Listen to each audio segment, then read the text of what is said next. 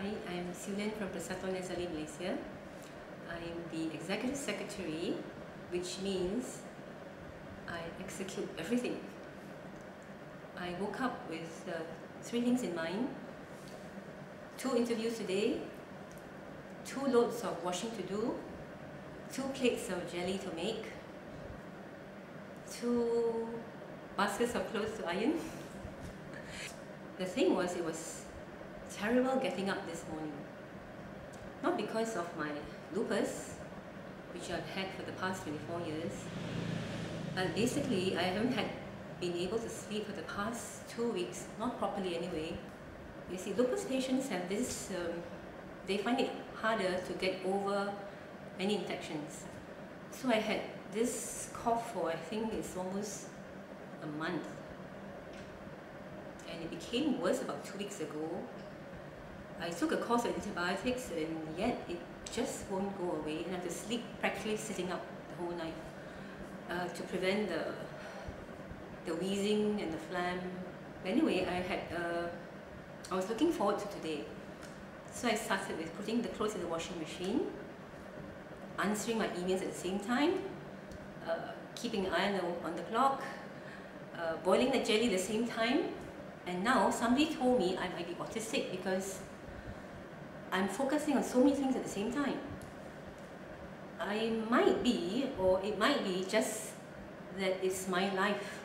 I've been doing 3 or 4 things at the same time, and I thought all along it was normal until I realized that there might be something wrong with me.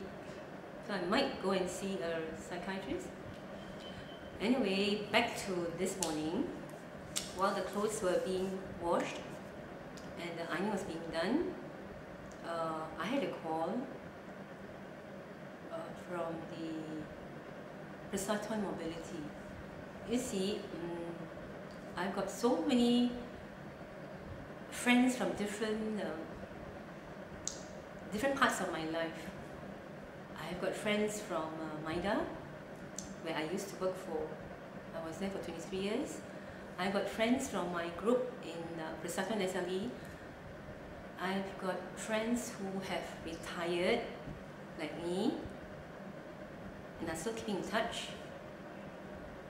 And somehow we get into this system of doing errands with each other. So you see, my phone is a very important part of me.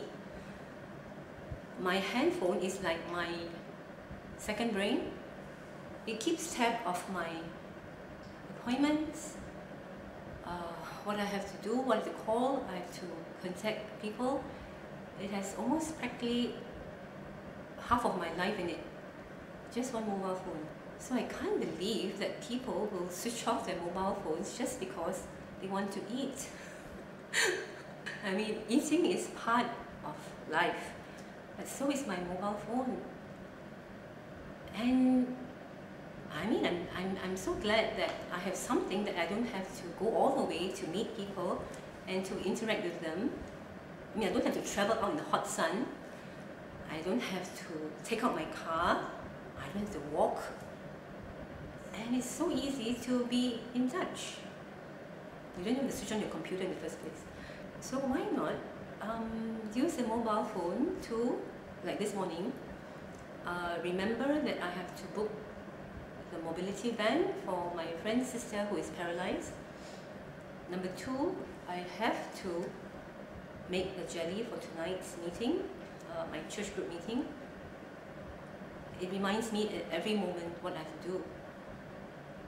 So it's a second brain actually. I can't imagine living without my handphone. Does it sound weird? Anyway, then when the washing was done and the jelly was made, I had to rush to the appointment because I was supposed to meet somebody who wants to talk about discrimination against lupus patients. But on the way here, I was thinking, have I ever been discriminated against? I can't imagine any time, any part of my life where there was specific discrimination against me because I had a disease called lupus. So sometimes I think the discrimination might be in the person's mind itself. But sometimes I feel that a large part of the perceived discrimination might be within ourselves. I mean, I think we'll think about it, There are patients, lupus patients, who think that people are looking funny at them. Lupus patients who think that they do not want to tell their boss they are going for their medical checkup. Lupus patients who do not dare to talk on the phone during office hours about them having lupus, which was partly the reason why we started the helpline that is from 9 a.m. to 9 p.m. for patients who want to call it after work when they can talk without their bosses around them. But sometimes I was thinking, why, if this patient who dare not tell the boss they're going for an appointment, just walks up to the boss and say, I've got this disorder, don't say disease, disorder which makes my immune system attack me, and I have to go for my checkup to make sure that everything's okay. It's just for the morning. Do you mind if I take half a day off? I mean, if you tell the boss that and he says, okay, doesn't it make things better for future relationships? If the patient who needs to talk to us in the SLE Association, if they should take the lunchtime maybe, some time away in the office and then talk to us, even if they're with friends, I mean, I think it's okay, I mean, it's letting people know you got something which happens not because of anything you did, I mean, I didn't ask to get lupus. I didn't do something that made me have lupus. I didn't do something irresponsible that made me get this. So it's no fault of mine. So why should I think myself as not equal to anybody else, So I think, talking about discrimination, it might be self-discrimination, if there's such a term. It might be us as patients thinking that people might think bad about us when it's ourselves who are the ones that are discriminating against ourselves. So I think there's a lot of internal examination before we point the fingers at anybody.